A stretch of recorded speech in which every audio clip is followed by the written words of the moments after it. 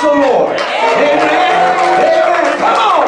Give the Lord the highest praise. Come on and give the Lord the highest praise. Hallelujah. Hallelujah. Come on and give the Lord the highest praise. Hallelujah. Hallelujah. Come on and give the Lord the highest praise. Hallelujah.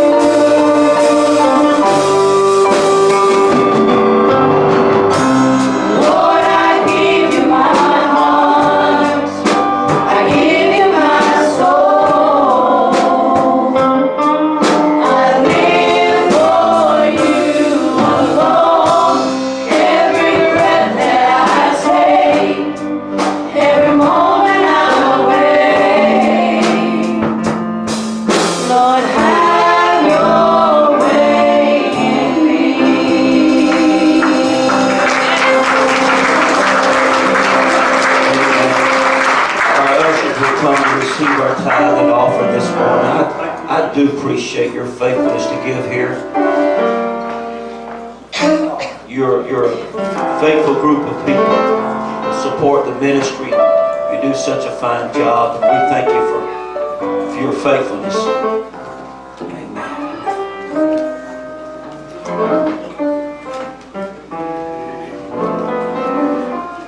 Brother Greg, pray over this offering, sir. Father God, we thank you, Lord God, for the offering, for good nourishment of the church, Lord God, and for the furtherance of the gospel. We thank you, Lord God, for the finances and not the harvest. Lord God, we thank you that the material thing is not the harvest. And we thank you that the souls are the harvest, Lord God. So we ask that you continue to bring in the harvest in this season. In Jesus' name we do pray. Amen, amen, and amen.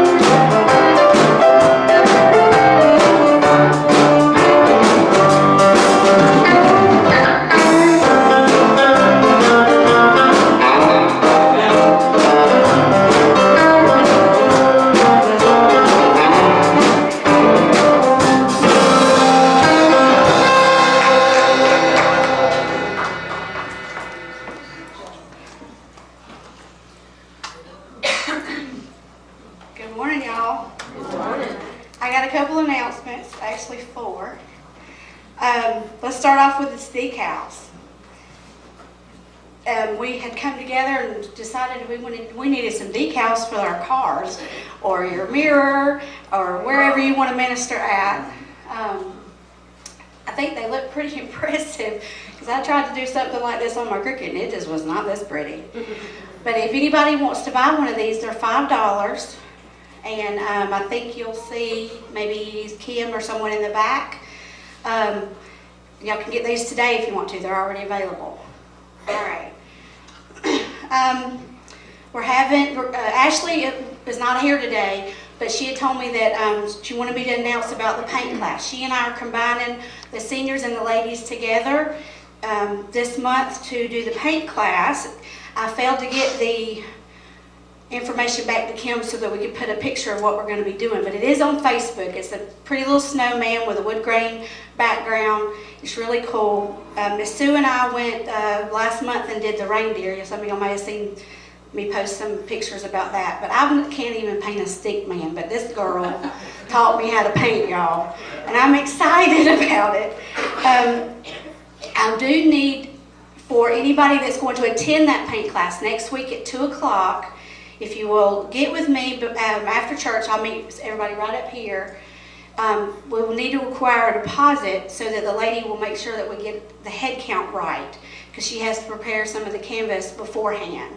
So it's $45 total, and we'll take a $20 deposit for that today, if at all possible. If just talk with me afterwards, even if you're interested in doing it, just talk with me afterwards.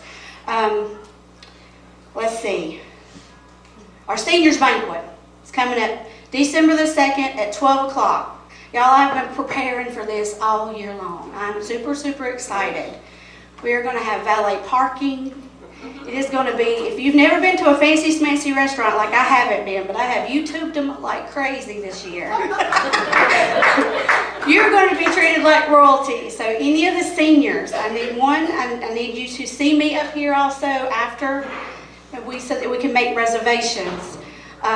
We may have to make sure that we have enough for everyone. So you will have to make reservations, but do that with me here, and I will announce this again next week for those that are not here.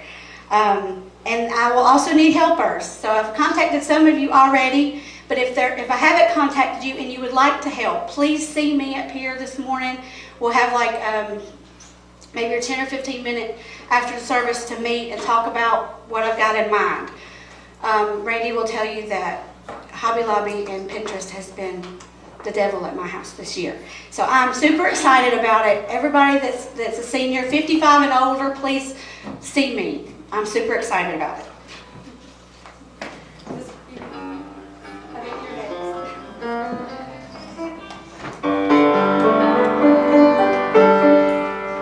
Counts the stars, one and all, knows how much sand is on the shores, sees every sparrow that falls. He made the mountains and the seas. He's in control of everything, of all creatures great and small. He knows my name, every step that I take, every move that I make, every tear that I cry. He knows my name, but when I'm overwhelmed by the pain, I can't see the light of day. I know I'll be just fine. He knows my name.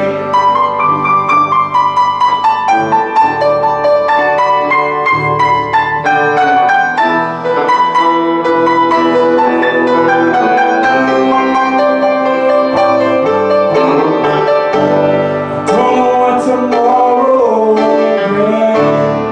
I can't tell you what's in store. I don't know what lies.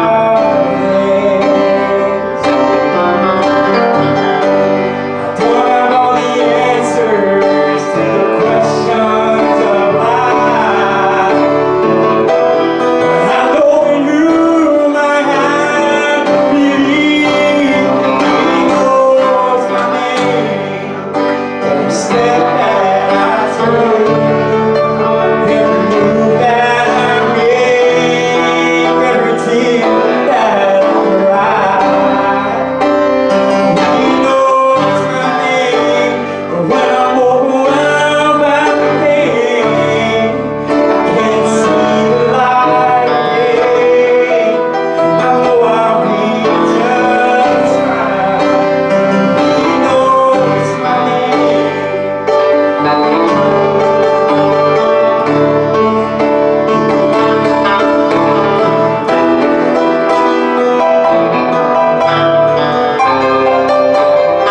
He knows my name, every step that I take, every move that I make, every tear that I cry. He knows my name, but when I'm overwhelmed by the pain, I can't see the light of day. I know I'll be just fine.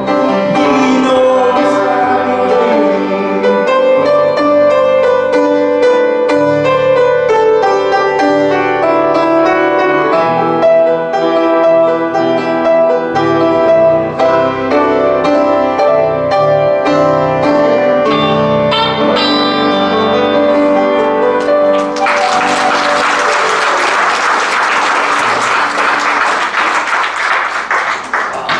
Thank God He knows our name. Amen. Amen. Thankful that He knows my name.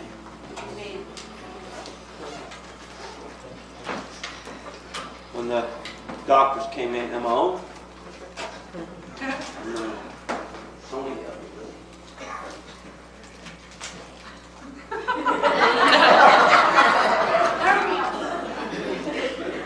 All right.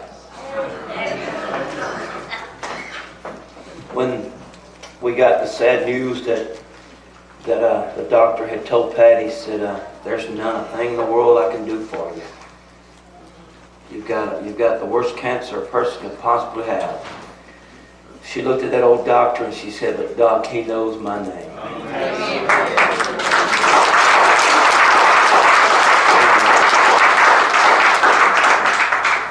I find myself sometimes forgetting my name, but I know this.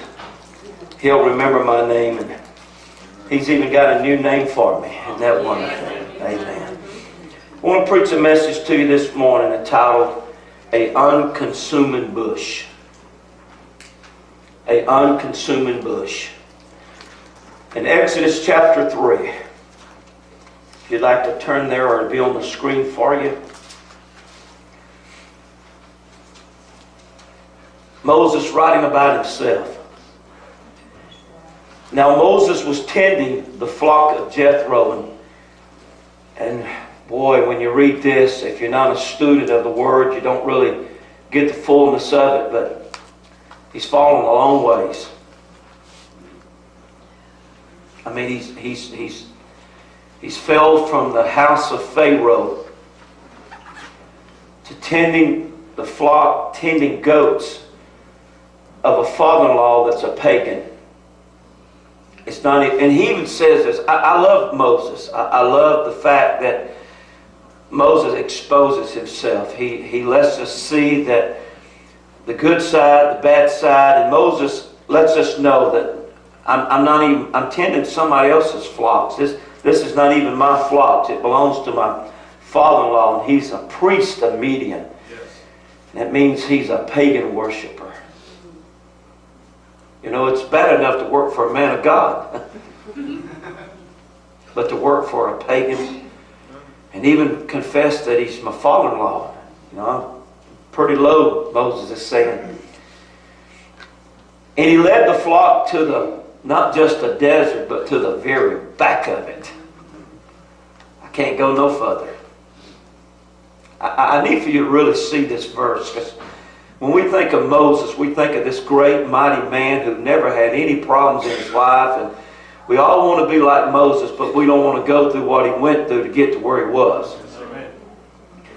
And he says, I'm on the very back side now. There's no further I can fall. I'm there.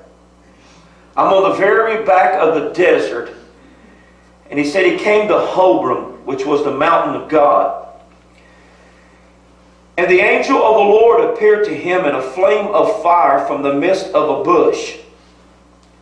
So he looked, and behold, the bush was burning with fire. And here's the part that caught me, but it was not consumed.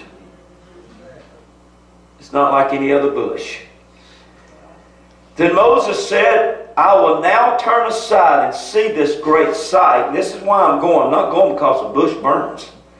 I'm going because it don't burn out. So when the Lord saw that he turned aside, only when the Lord saw that Moses turned. I'm hoping you're following me here. When God saw Moses turn, God spoke. Moses didn't turn to see God speak. God spoke when Moses turned. I wish somebody could get that this morning. All you need to do is turn, and God will speak. Wow. And he said that God spoke from the midst of the bush and said, Moses, Moses. And this is what Moses said. Here I am. Folks, you've got to understand that Moses is in a dilemma. He is in an undesirable situation. He was driven from the land of Egypt, a life of luxuries. That's all he's known the last 40 years, is sitting at the table of a king. And now he's tending his father-in-law's sheep or goats. He knows this. I can't go back. I can't go back to where it was good. I can't go back to where it was pleasant. I can't go back to a place of luxuries. I have fallen in despair. I have fallen in an undesirable place, and I can't go back. When a person loses their hope, they're hopeless. And maybe you're here today and you're on the verge of losing all your hope. Moses is writing about himself, and I want to tell you something, folks. Nobody can describe you like you. Amen. Nobody knows you better than you know yourself. And Moses said, I'm in a dilemma here. I'm in a place where I can never go back to the way life was. I can never go back to enjoying things that I enjoyed. And see, some of you are here today and you're saying, I can't go back to when I was young. I can't go back to when things was better. I can't go home to where there's a spouse. I can't go back to where holidays used to be. I can't go back. Moses realizes that. And the reason Moses can't go back is not so much what someone done to him, but what he did. He murdered a man. You're reading, and some of you probably wouldn't hear a sermon from a murderer, but then you got to eliminate the first 5 books of the Bible. You sing of Amazing Grace, but I don't know if you know how amazing grace is. Moses wrote the first 5 books of the Bible, and yet he's on the run, and he knows he can't go back to Egypt because he has murdered. But he knows this, I can't stay here. And this unforgotten place, I'm on the backside of the desert. I can't fall no further. I'm at the bottom of the bottom. I mean, I've got to reach up just to touch bottom.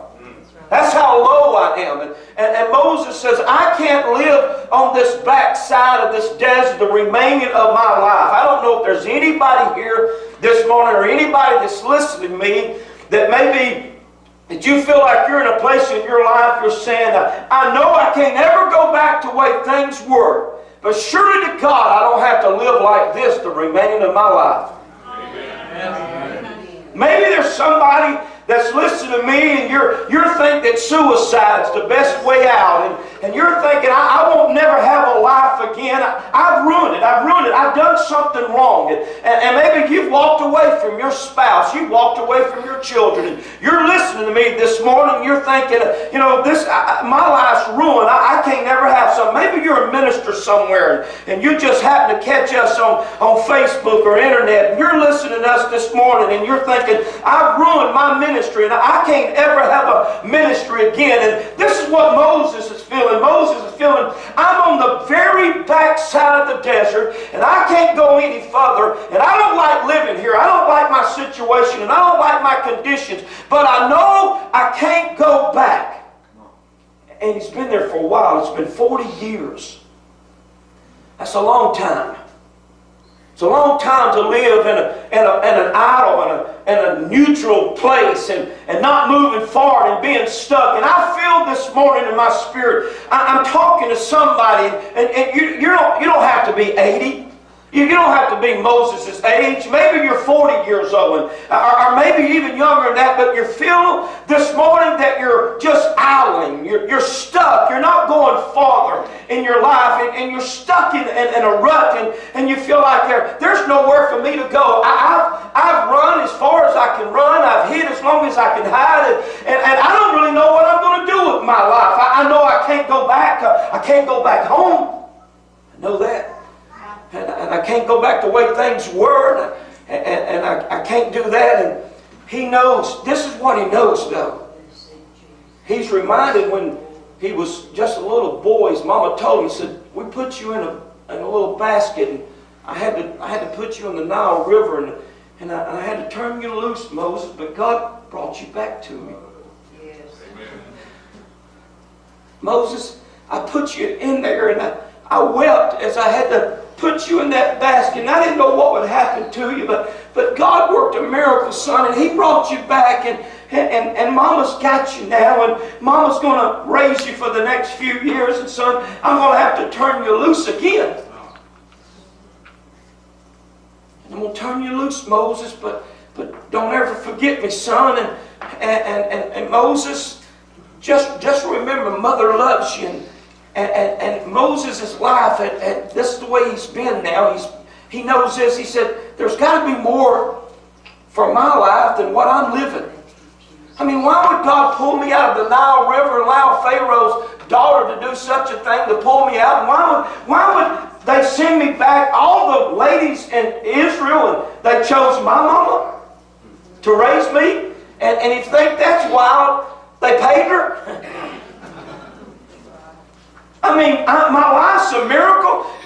I mean, I know since I was a child that my life's a miracle. I know there's a special call on my life. I know that God's chosen me. And He started at a young age, and I'm 80 years old, and I'm back here tending to my father's goats on the very backside of a desert. I can't go no further. I'm at the mountain of God. I'm surrounded by mountains. I was falling as far as a human being can fall, but I know that I'm more than this. I know that there's more to life than what I've experienced and what I'm living in. And God, there has to be something more in my life. God, you've not given me these abilities and these gifts to live here and tend to these goats.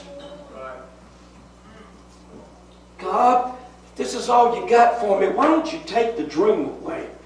Why do I still dream? Why do I still have visions, God? Why do I still have hope, God, if I'm going to live in this hopeless situation? God, why don't you just, if I'm never going to be anything, take the thoughts of being something away from me. Take the dream away, God. If I'm never going to be a dreamer, then just remove the dream from me, Lord. Because, God, I feel like I'm stuck in this rut here. I'm stuck in this desert, and life doesn't look like it's going to improve. But, God, I know I'm more than that. God, I know that at 5 years old, when Mama sent me away, I remember hearing her pray and say, Moses, you're going to do something great one day. I remember, Lord, when Mama would hold me and speak to me and pray over me. She said, Moses, God's got His hand on you. God's called you. Moses, you ought to be dead, son. You should have died, but God spared your life. I'm talking to somebody here today that ought to die. You should have died. You should have died in that car wreck. You should have died from that overdose. You should have died from that gunshot. You should have died from your wounds. You should even killed yourself in the eyes of some. But you didn't, because you knew deep down in your spirit that God had a purpose for you. And God had a plan for you. And you're stuck somewhere right now, but you know you're bigger than where you are. Moses is there, and he sees this bush, and it starts burning. And that wasn't unusual. This wasn't the first time he'd seen a bush that burnt. I mean, he's been back here on this desert, and being back there, the old bushes would be dry, and lightning bolts would hit trees and catch them on fire. And when you're on the backside, most of the time that was the only entertainment he had. And he probably was like me. He probably made a game out of it and he would probably time it. I wonder how long it would take for the tree to burn up. And he probably thought, man, you know, this is wonderful. And it looked like he had the night shift job. He didn't even have the day shift job. He was working the graveyard shift and the red-eye shift, and he was back here on the backside. And I mean, things isn't bad enough. He gets the night job. And one night, lightning strikes, and it hits this bush, and the bush ignites. Boy, on that dark night in the backside of the desert, and I went there this week with Moses, and that's what I like about the Bible. It's living. Yes. That's right. And if you'll get it in you, you can get in it, and boy, you can go. I've been to all these places with Moses. So I can imagine that night when he was on the backside of the desert with loneliness and solitary filling his heart, and I mean it's loneliness, and he's questioning himself. He's questioning, and you know, I imagine he thought, man, if I just hadn't lost my temper. And I imagine he thought, you know, I thought I was doing right by protecting somebody else and, you know, saving somebody else's life, and I've murdered somebody, and then I've lost it all with no hope of ever recovering. And back there on that desert that night, folks, it It wasn't a star nowhere. The moon wasn't out. It was a cloudy night because lightning had came and it struck this bush as it done so many times before. And Moses, and he's looking at the bush on this dark night, and he thinks, man, this is the only excitement I'm going to have all night long is watching this bush, and I wonder how long it's going to take for this bush to burn out. And that night when lightning struck and hit the bush, and a blast from this powerful force of lightning bolt, it hit it, and man, the boom was loud, and it startled Moses, and the tree caught on fire. Moses, he looked at it and he thought, man, that's powerful. That's a powerful sight right there. And he began to think, I wonder how long it's going to take for that bush to burn out. You know, man, it was an exciting thing. You're on the backside of the desert. You don't have a lantern. You don't have a light. You don't have much of nothing. It's dark. It's pitch dark. I mean, you can't see your hand in front of you and see. Some of you know what I'm talking about because you've had to walk those paths. When there's not a glear of hope, there's not a sparkle, there's not a shine, there's nothing. I mean, you feel like I'm at the bottom of my life. And some of you have been there. Some of you may be there right now. And for that tree to catch on fire, all of a sudden, man, it brought hope and it brought light. And Moses thought, for a little while there, I'm going to at least have some light here. And Moses knows. Because see, here's where some of you are. You bought the book, you got the tape, someone took you to the seminar, and it pumped you up for a week, and then you went flat again. All you got left is a bill of a t-shirt.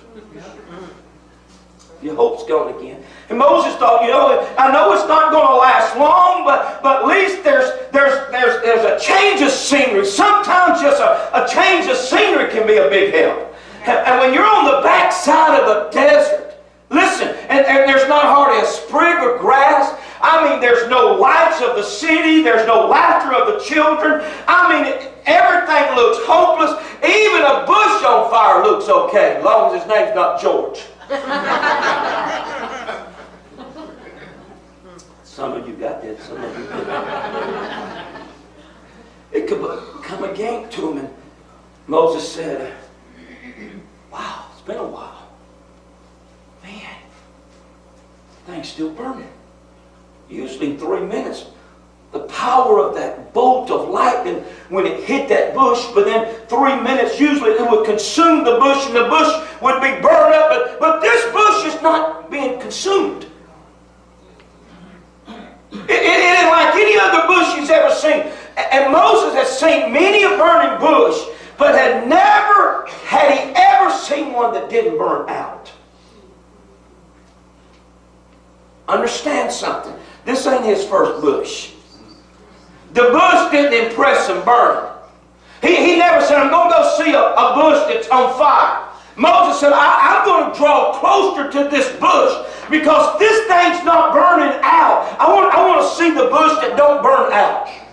I hope you get this in a little bit. See, to get the fullness of this message, you must know where Moses is in his life. He's in a critical condition. When you're in a place you can't go nowhere else. I'm talking about folks, even on the way down you got somewhere to go. But he's hit the bottom now. This is what he says, I'm on the backside and I can't go no further and I know I can't go back. Moses knows his life was spared as a child. His life's been a miracle life. He knows he's called for much more than what he's doing. And I believe someone's listening to me this morning and you know that you're called to do a lot more than what you're doing. But I want to speak to everyone this morning who feels that there's more to life than what you're living. Honey, if you're on the top, just have yourself a time. I'll get to you some other time. But I want to talk to everyone today that may feel like you're in a desert, in a dry place in your life, but you've been knowing from a child that God had a purpose and a plan, and the things that you survived, and the battles that you've won, and the wars that you've been through, and the chaos that you've stood, and everything that you've been through in life, you have to know that, man, there's more to life than where I'm living at. And Moses feels that. Moses feels like there's got to be more. There's got to be something else. There's got to be a reason for me living. You may feel like Moses, that you're stuck in a place where even time can't find you. And the clock's ticking. And it's ticking, and it's loud, and you can hear it. So you don't really pay any attention to the clock until there's no other noise.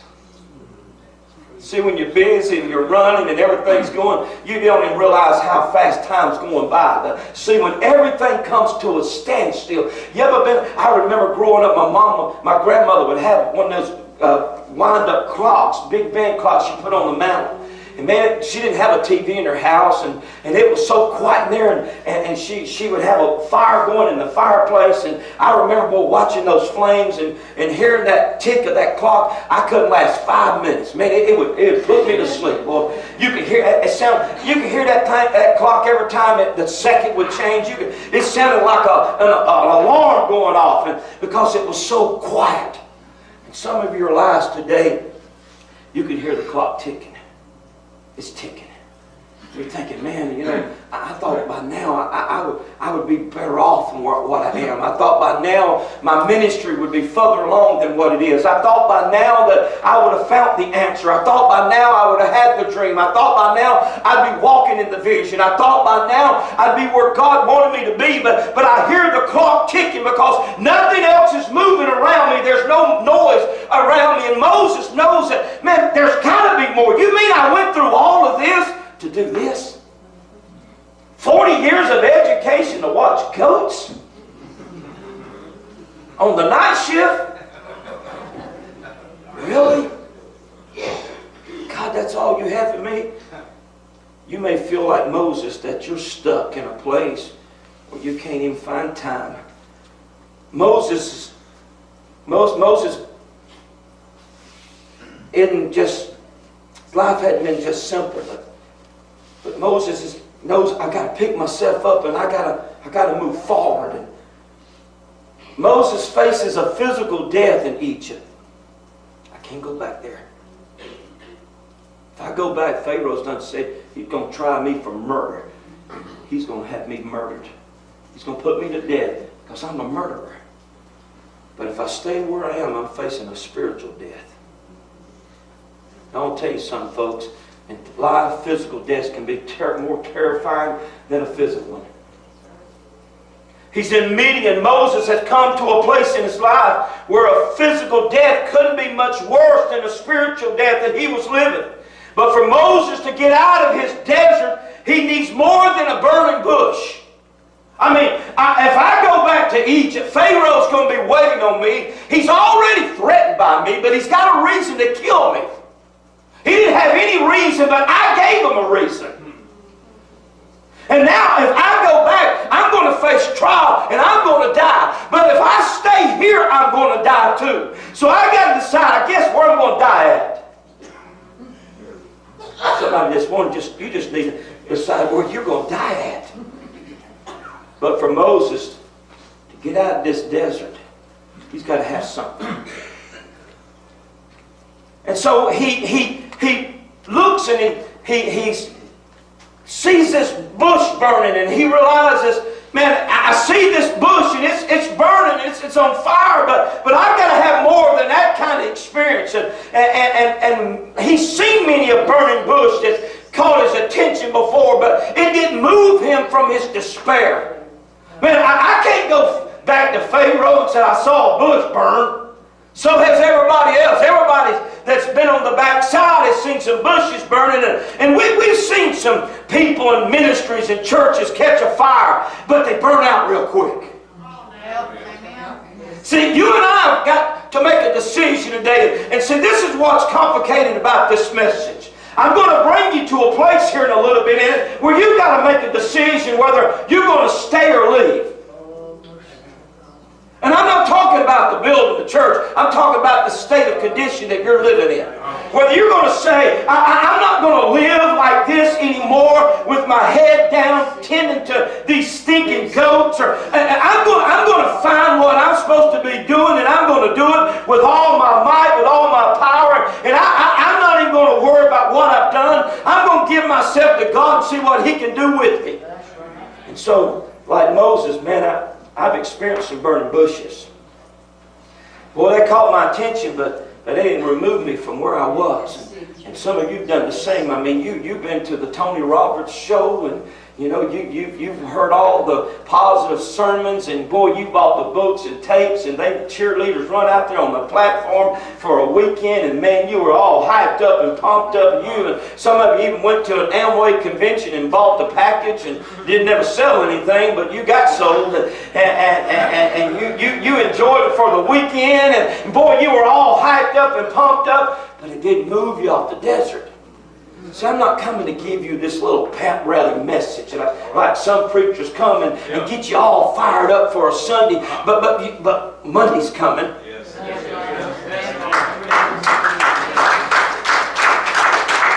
I don't want to be just a burning bush. You know, I don't want to come to church and get on fire for Sunday, and I hear this all the time. Oh, we need to be on fire for Jesus. You hear this all the time. You hear preachers, we need to get fired up for Jesus. You need to be on fire for Jesus. And I've seen all these folks get on fire. I've seen the revival. People say, why don't you have revival in your church? What does it mean, sir, to have revival? Revival means you're reviving something that's dead. Well, we ain't got there yet.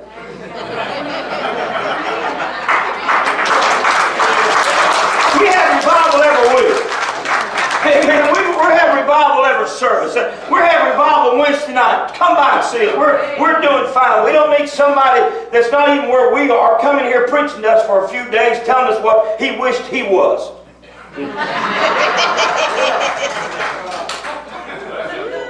I don't want to be on fire for a Sunday morning and burned out by Sunday night. And folks, I'm not like Moses. I'm not attracted to bushes that just burn. They didn't cause Moses to want to leave where he was.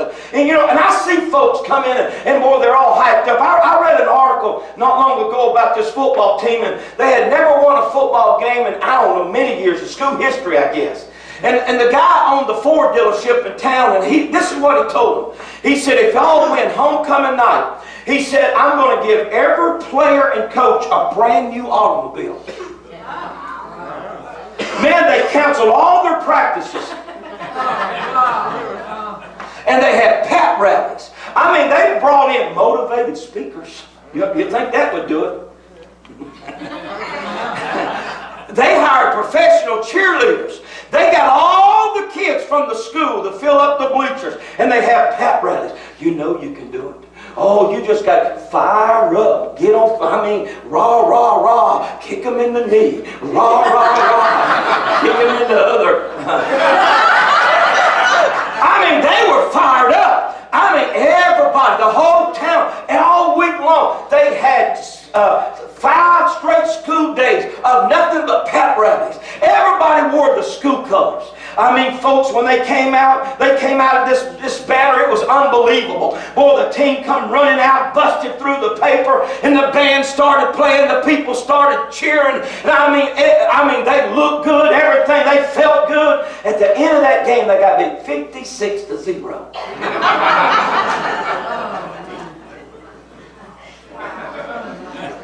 They canceled their practices to have a pep rally. All right. We've canceled the prayer meeting to have a pep rally. Moses is not impressed with a burning bush. Because you know what? It's going to take something real if I get to go back to Egypt. If I go back and face my past, I got to have a real experience. I can't go back and face what I've done without something real in my life. And just seeing a bush that's burning is not enough. So this bush attracted Moses, and he wants to go and investigate and examine it up close because this thing is unfamiliar. It's a rare plant. Many of you ran to the burning bushes only to find when you got there they were burned out. You've heard about this revival down here, and this one up here, and something happening here. And some folks go to church every time something happens. And as soon as something quits happening, they're looking for another place for it to happen at. Why don't you start making something happen where you are.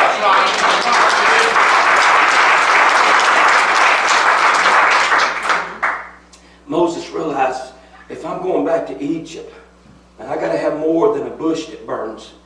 Because he's seen a lot of bushes, and he's not impressed with the bushes.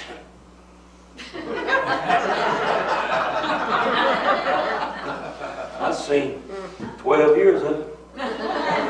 But he's never seen a bush in his life. Now, he's been out there 40 years. 40 years he's been on the backside.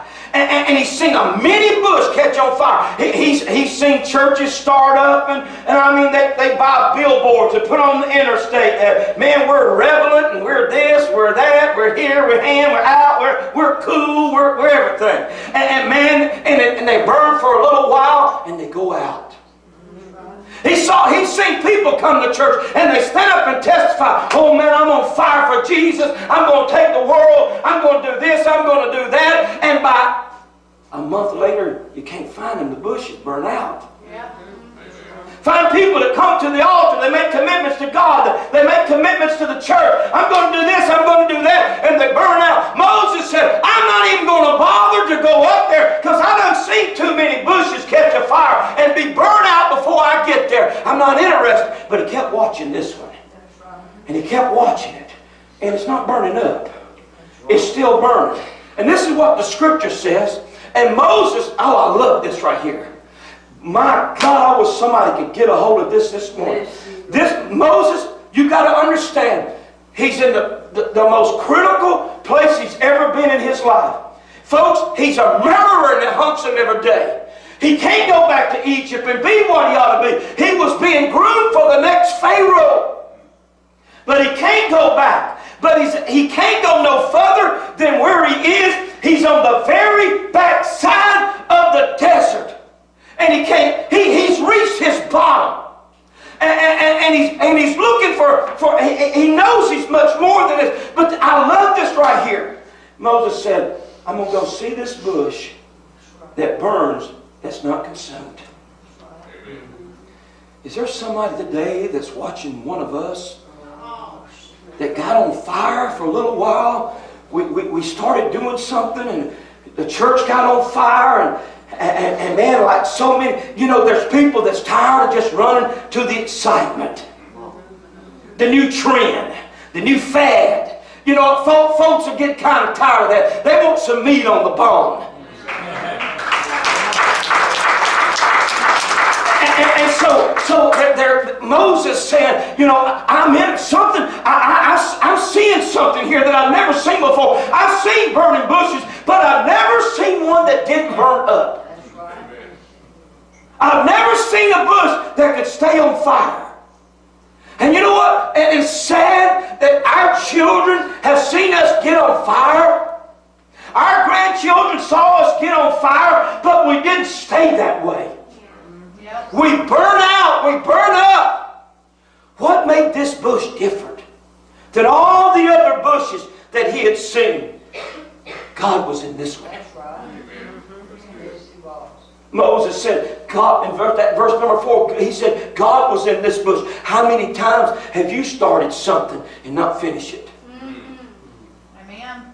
Some of you got cars on blocks that the hubs have done rusted off the frame.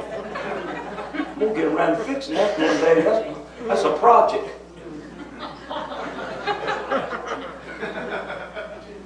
Some you took the screens off and was going to paint the windows. That was 4 years ago. We ain't been able to raise the windows because you hadn't painted but put the screens back on. And every time you say you're going to start something, you don't do nothing but start an argument because she said, don't start nothing else. Because you never finish anything you start. But an argument. Well, I started an argument.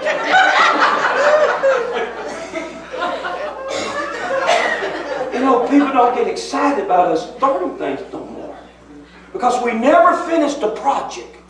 We never see it through. A little challenge comes or a little difficult comes in our life and we back off. I'm not even going to ask who started the diet January the 2nd. I won't even go there for lack of time. I'm not going to ask who quit smoking again. I'm not going to ask if you quit cussing again. I'm not even going to go there. I'm not even going to bring it up in this message.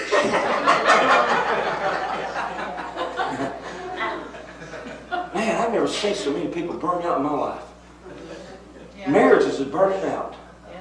No, I think it was Wednesday night I told church last week I had lunch over on Barnesville with an attorney.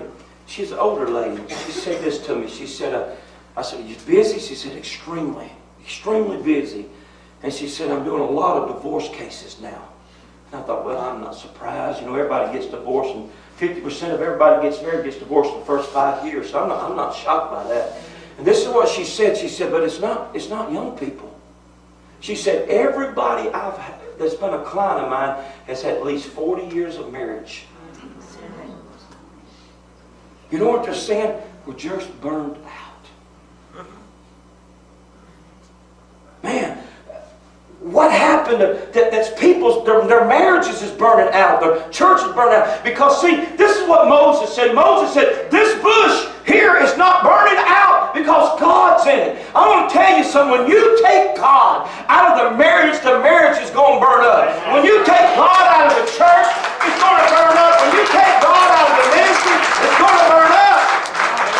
You can only hype yourself up so many times. You can just pump yourself up so many times, and it loses something. But friend, when you keep God in it, I want to tell you, the bush will still be burning. I see so many ministers tell me, I'm burnt out. I'm quitting the church. School teachers saying, I'm quitting teaching. I'm burnt out. People on their jobs are burnt out. Churches are burnt out. And the reason, folks, is because God's not in that bush. Many of you this morning are all but burnt out. You are. Some of you are so wore out and tired. You're just tired. I mean, you're tired of everything. You're just at a place where you feel like, I'm just burnt out. You envy Moses. You're thinking, I'd like to live on the backside of the desert. You're laughing because you know it's true. Some of you think, man, living on the backside of the desert where there's nobody is better than where I am. I'll tell you something, you're all but burnt out.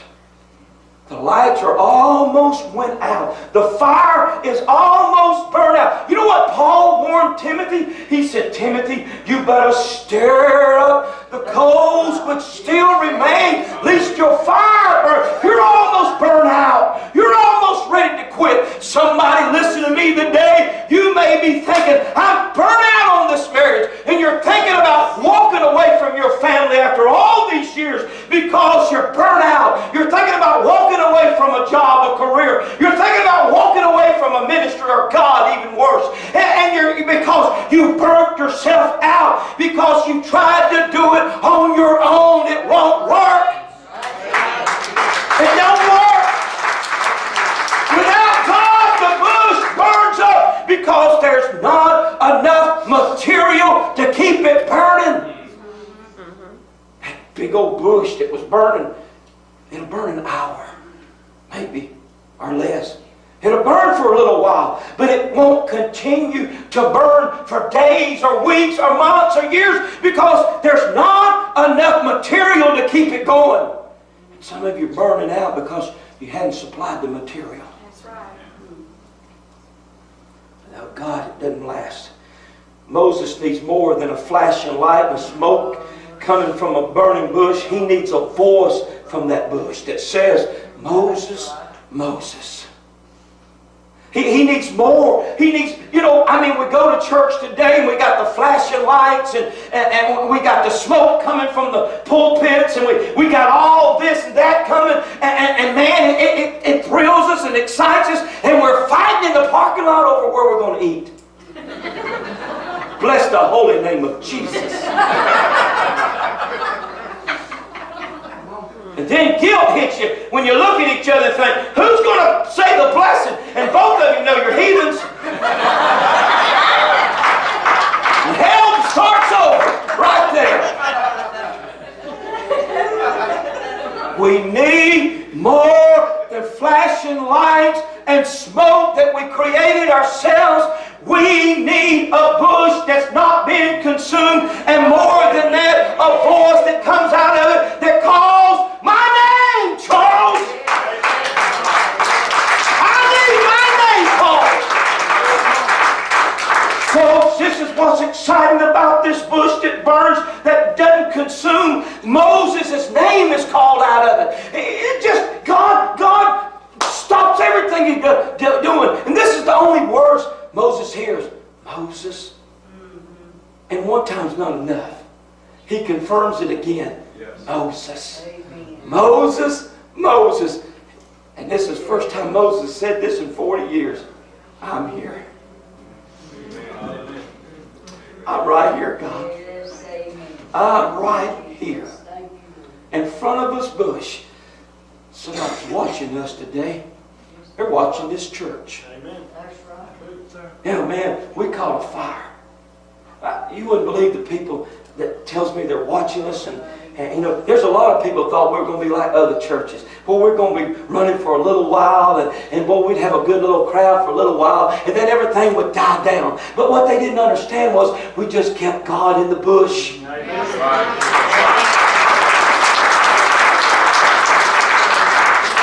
See, you need a bush this morning that's speaking, one that's not consumed. If you're going to be like Moses and face your past and have any kind of future, you need a God moment this morning. And not just a bush that burns, but one that's not burning out. I want to tell you, you belong to a church that's not going to burn up. We're not going to burn out. Amen. We're going to keep God in this thing. We're going to keep fueling the flames. Amen. We're going to keep the Holy Spirit in this place. See, this world's made up of three kinds of people. It's made up of those, and not just the world, but the church. It's made up of those who never catch a fire. They have great potential and abilities and gifts, but they never burn. They never even have a spark. I think this is, to me, I can't imagine, folks. And there's people with great talents and great ability. You know what? Some of you are here this morning. And you didn't know I was going to preach this, and I didn't know you was coming. But boy, it makes a good sandwich. It's right between you and I this morning. Some of you have got great abilities and great gifts and great potentials, and but there's something. I don't know if your wood's wet, but there's something that just won't blaze up.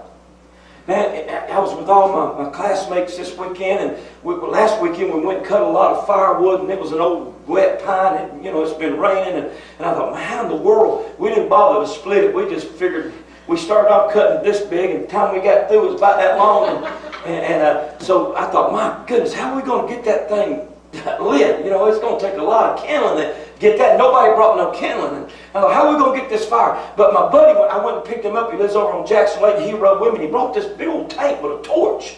And I thought it had something to do with the cookout. And man, he turned that thing on, and a flame shot out of that thing about 5 foot long. And I mean, you could have burned this church down in an hour with it. He put that thing on that wood, and man, I don't care how wet it was. I don't care what kind of wood it was. Man, you're talking about within a few minutes, we had a fire. I thought, God, I need one of them in the church. I asked him, I said, where'd you get it at? Oh my goodness, there's three kinds of people, and you're one of these. Some of you have the ability that you have. I look at some of you sometimes and I thought, if they got more involved in the church here, if they would give us their gifts and their talents and their abilities, what kind of ministry we could have here, what kind of people we could reach, what we could do more. But you never catch a fire. You come around sometimes, and I think surely they get it close enough to this fire, they're going to blaze up, and when they do, great things are going to happen. Yeah. And then you disappear on me for a while. And then you come back into my life. And I'm thinking, my God, you got such potential. Man, don't waste your whole life. And some of you doing that. Then there's those that burn for a while. I got these kind of members too. Something happens. Their kid goes to jail and they volunteer to be missionaries. You think I'm kidding? They make covenants with God. If you get little Johnny out of trouble, Jesus, I won't miss another service. I'll do anything you ask me to do, Lord. If you'll just help me with this situation. God, I promise you, if you'll just help me this time, I'll do this and I'll do that. And they catch a fire, and boy, I'm talking, man, they're excited and they got energy, and you think, oh man, it's going to work this time. They're in here this time. And I mean, boy, they come in for a couple weeks and they're on fire. And the fire goes out. You know what? It takes more than excitement to keep a fire going. It takes oxygen. Yep. You find yourself drained emotionally. Some of you there today, you're drained emotionally, you're drained mentally, and you're drained physically because you're running strictly off energy. Housewives are drained. Man, you know, when I was a kid, boy, when they let us out of school, my God, it looked like the track team. We ran out of that place. And you see them now. You know, last night we had a friend to come by and spend a little time with us. Chris Tucker. He came to our class reunion and he spent some time with us. And Chris said last night, he said, you know, when I was growing up, he said, man, you'd see people, they'd just be daydreaming. They'd just be looking around. You know, he said, you don't see nobody doing that no more. Nobody's daydreaming anymore. Everybody's got a phone in their hand, and nobody's doing anything. Nobody has a dream anymore. Everybody's just busy doing stuff all the time. And he said, I don't know if I like all these modern conveniences. And he said, we don't know each other any longer. And I thought, man, this is coming out of a comedian's mouth. This ain't funny. Many of this morning, you're burnt out because you're doing it strictly on your own. Yeah. You're trying to be a wife on your own. You're trying to be a dad on your own. You're trying to be a husband on your own. You're trying to be a minister on your own. And you're not giving God any material, and you run out of oxygen, and you've been running on excitement. And some of you think if you can get John Maxwell's books and read them, it's going to, it's like dessert. It gives you a rush. I'm a dessert champion. I know what I'm talking about. I mean, it gives you a rush for just a minute or two, and then you have that collapse. And some of you like that spiritually. You're losing your energy, and it's sucking the very life out of you. And all you're going to experience is negative emotions. You folks just get on fire for a little while and you burn out. You experience a lot of negative emotions. And from time to time we all experience negative emotion, but we need to take the time to refuel. If we're not going to burn out, we've got to take the time to refuel so that, like many of you, you don't burn out. And the reason you're burning out is because you're not putting any gas in the tank. Buddy of mine, he's got one of these Mustang Cobras. He's got just a little over $200,000 in it. And yesterday I rode to Cracker Barrel with him. It was just 2 exits down, and we had to stop and get gas on the way back. My God.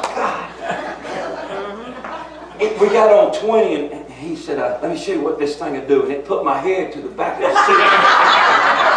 And I just stayed to the back of the seat, and I said, man, he told me all this kind of special fuel, jet fuel and everything he's got in this thing.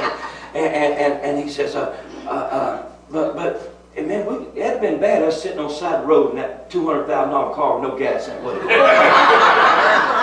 Wouldn't that have been kind of dumb? Yeah. People pass us on a bicycle on the side of the road because we ain't got no gas and this $200,000 Cobra. What's people think when they pass you? And you're out of gas. Man, you ran so great. But now you're on the side of the road, just out of gas. And you're still the vehicle God created you to be. You're still the purpose, the person God put purpose in, and vision in, and dream in. But you've just let the gas run out. Folks, the motor didn't blow up.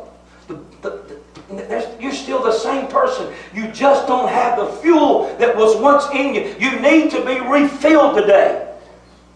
And there's those who remain burning. I read this article this week about this employee at Walmart. He's been there 33 years. You said, that's not a big deal about a guy that worked for Walmart 33 years. That's a big deal. Anybody that worked anywhere 33 years now. His name is Lorraine Wade. And he works at Walmart. And I was impressed by Mr. Wade because he didn't start to work for Walmart until he retired at the age of 70.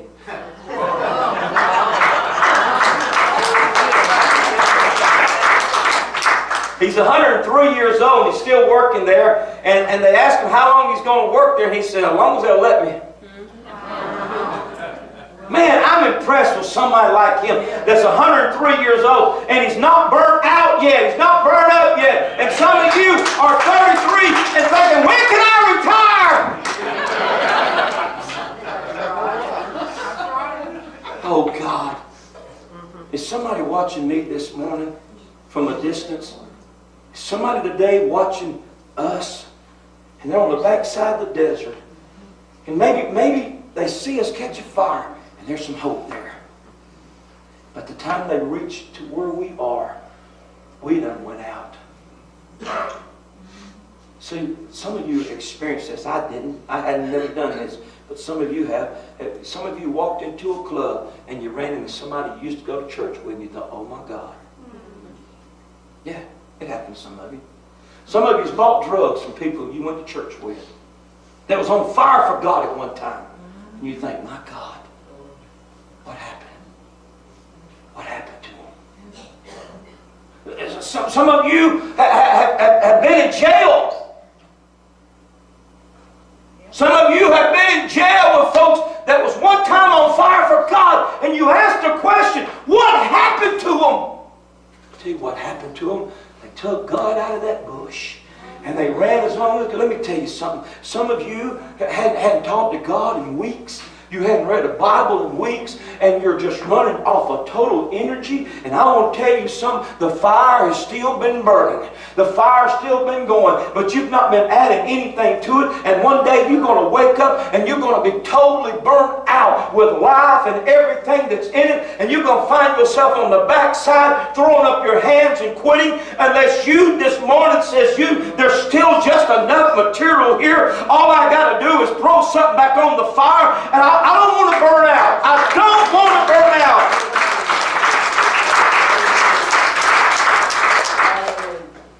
Paul's writing to the Galatians, and musicians, if you'll come on back. Paul's writing to the Galatian Christians, and he asked them this question. To the church of Galatia, he asked, man, you were running so good. This is what Paul asked that great church. You were running, and this is what he said, not just a race, but he put this word before. You was running a good race.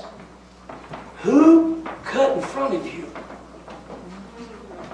This is what the scripture said. Who cut in front of you to keep you from obeying the truth? You weren't just running a race. Man, you were running a great race. You know what? Some of you here. You know what saddens me? Ministers that I admired and loved, and Sunday school teachers I admired and loved, and now don't even go to church. You know how sad it is to have so much confidence in someone and them tell, them say, I'm just burnt out with God and church and everything.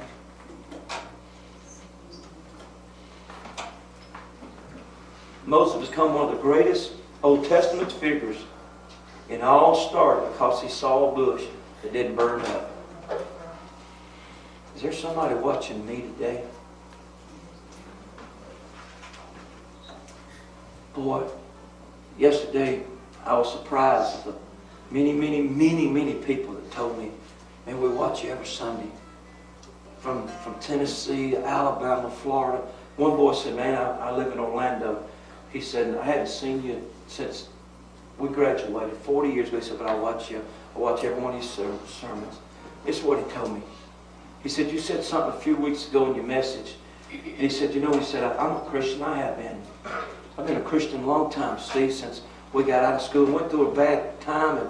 But I got my life right. I met a wonderful woman. We got married. I've been a Christian for a long time. He said, but I was listening to you, and you asked a question in one of your messages, what have you ever done for Christ? And he said, you know what? God's been good to me. And he said, I had never done anything. He said, this may sound silly, but he said, I own a pressure washer. And he said, I've been going to every house in our neighborhood, and I've not done every home in the neighborhood, but I'm getting there. I'm about halfway through. I've been washing everybody's driveway.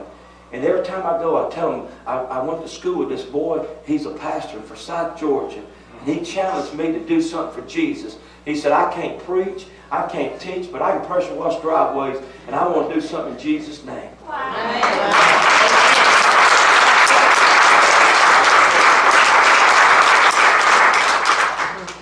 And I talked to another boy. He says, we're quitting our church. Him and his wife said, can we talk to you privately? And I said, sure you can. And they took me back in the back room, and he says, man, we liked our church, but we've been listening to yours. He said, man, ours just talk about Hebrew and Greek. And he said, it's so boring and dead. He said, is it wrong to leave your church? I said, bro, if you're not getting anything out of it, I guess not. But you know, somebody's watching me. What if I burn out and quit?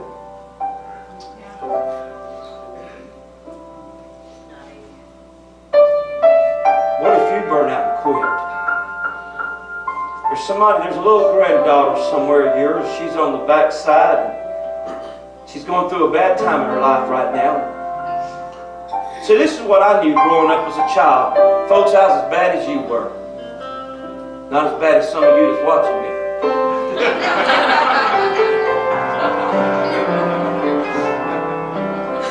But see, this is what I knew. This is what I knew. I knew when I needed to go back to that church that I grew up in, there'd be a fire going in the fireplace to warm me. I knew when I was away from Mom and Dad that Mom and Dad wouldn't burn out, that there'd still be a lighthouse somewhere that this old boy that was tossed to and fro and life had thrown up against the rocks. If I could just get back, they'd have that light on.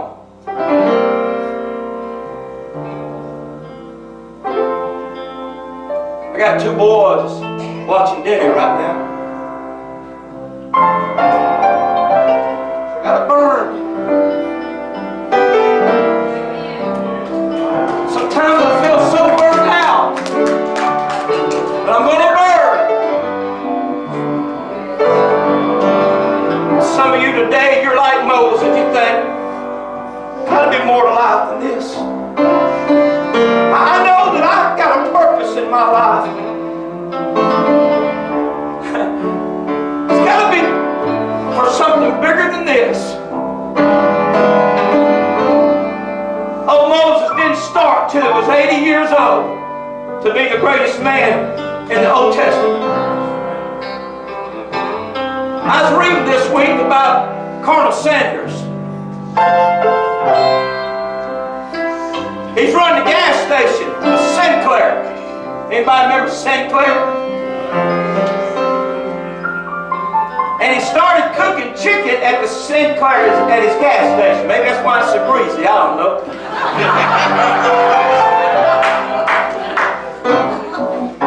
You say, what's that big a deal?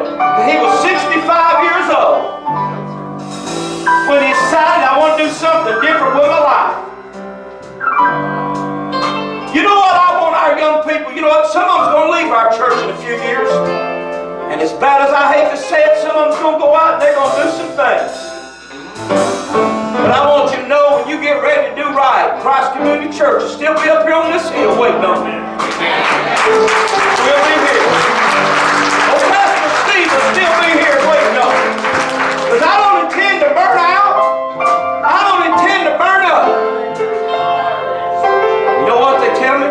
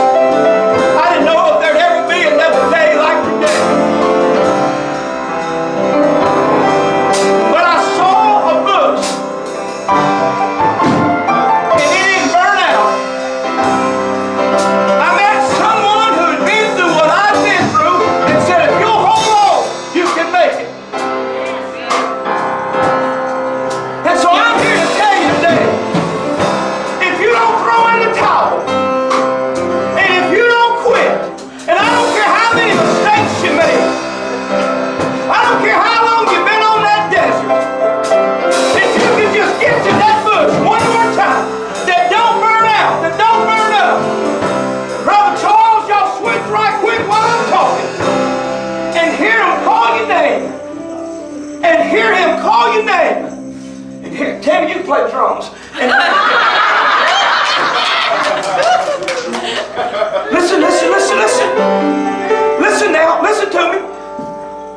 It wouldn't. Somebody got to hear me. I wish somebody could hear me today. I hope you're listening. If it only went to the bush, and even though it don't burn out, it's not enough.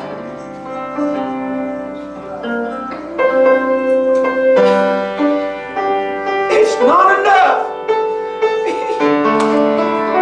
It's not your experience. It's not enough for me. If I had to have you,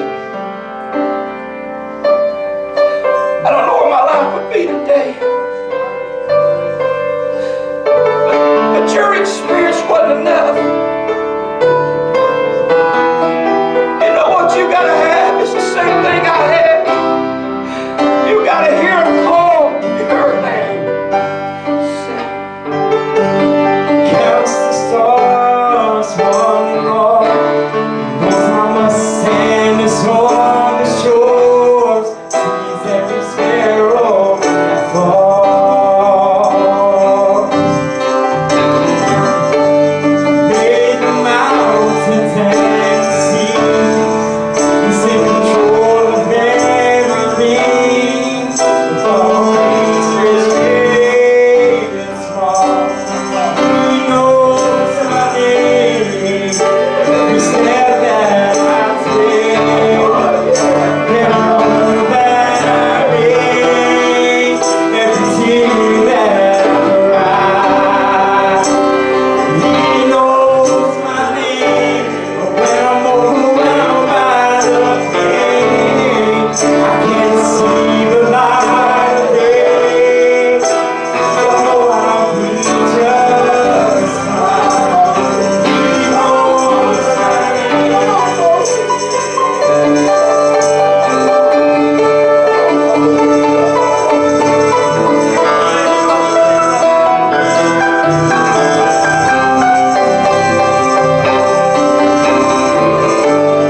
don't know what tomorrow may bring. I can't tell you what's in store. I don't know a lot of things. Don't have all the answers to the questions of life. But I know in whom I have believed. He knows my name. Every step that I take, every move that I make, every tear that I cry. He knows my name. But when I'm overwhelmed by the pain, I can't see the light of day. I know I'll be just fine. He knows my name. Every step that I take, every move that I make, every tear that I cry. He knows my name. When I'm overwhelmed by the pain, I can't see the light of day. I know I'll be just fine. He knows my name.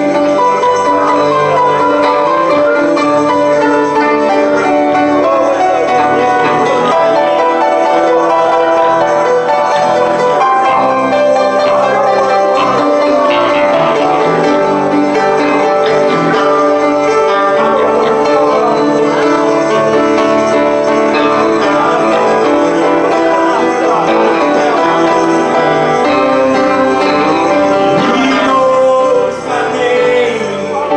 Every step that I take, every move that I make, every tear that I cry. He knows my name. When I'm overwhelmed by the pain, I can't see the light of day.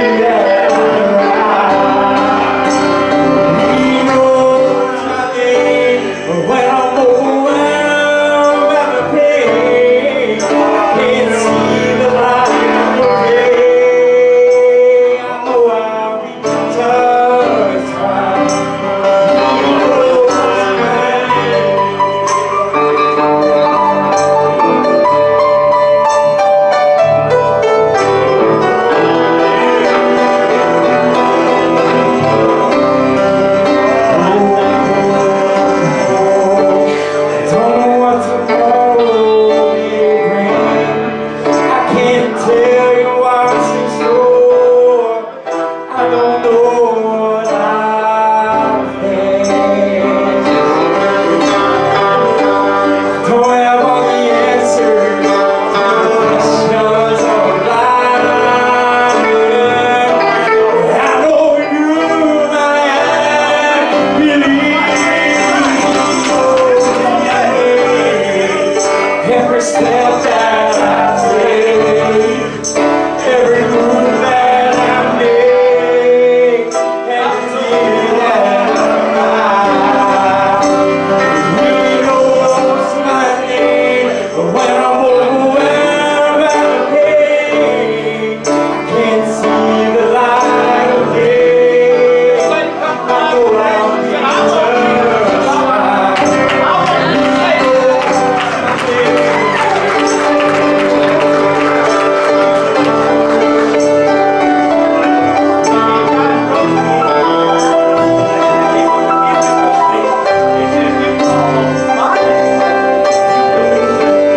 don't know what tomorrow may bring.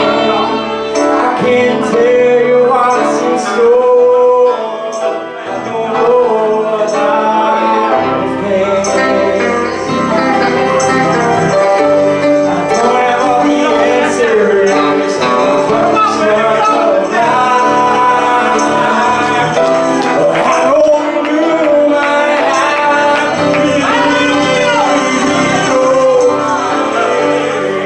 every step that I take, every move that I make, every tear that I cry.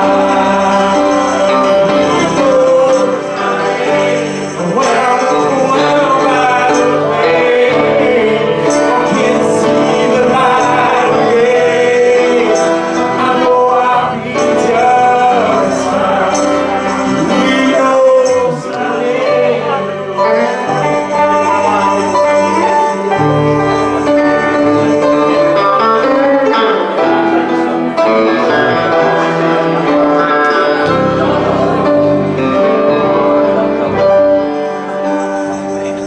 People say I'll never make it. They said I'll never see through. They don't know what keeps me going. If you're listening to us today, whatever you're facing, whatever you're going through, whatever's happening in your life, you may feel like just throwing up your hands and quitting. You may feel like there's no use. You feel like you've destroyed your whole life. I want to tell you, God knows where you are. He knows your name. And from that bush, He'll call your name. All you got to do is answer. Won't you come off of that desert today and let Him be Lord of your life? Be back on fire again for God. Find you a church. Get in that church and serve Jesus. Stay burning. God bless you. You may be a song. Lord, and I'm still holding on. I'll never let you go.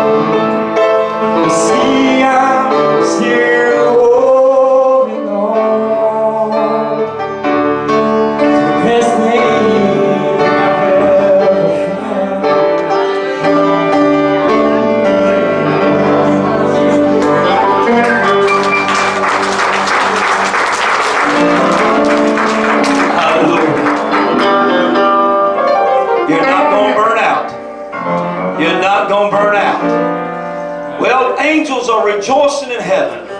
Had this church burned out, she would have never caught on fire. Ladies, some of you need to get, she's a brand new sister. She's a sister now. Amen. She's brand new to the Lord. Somebody needs to get her number and check on her this week. Because see, when I got saved, the devil told me I wasn't.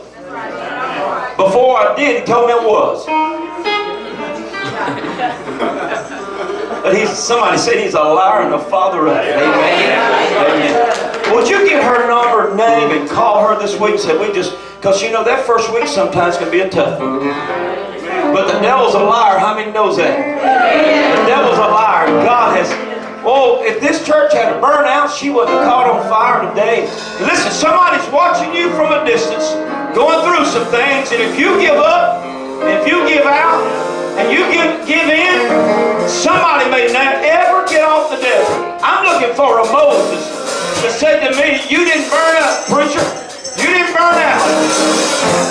And I believe someone's going to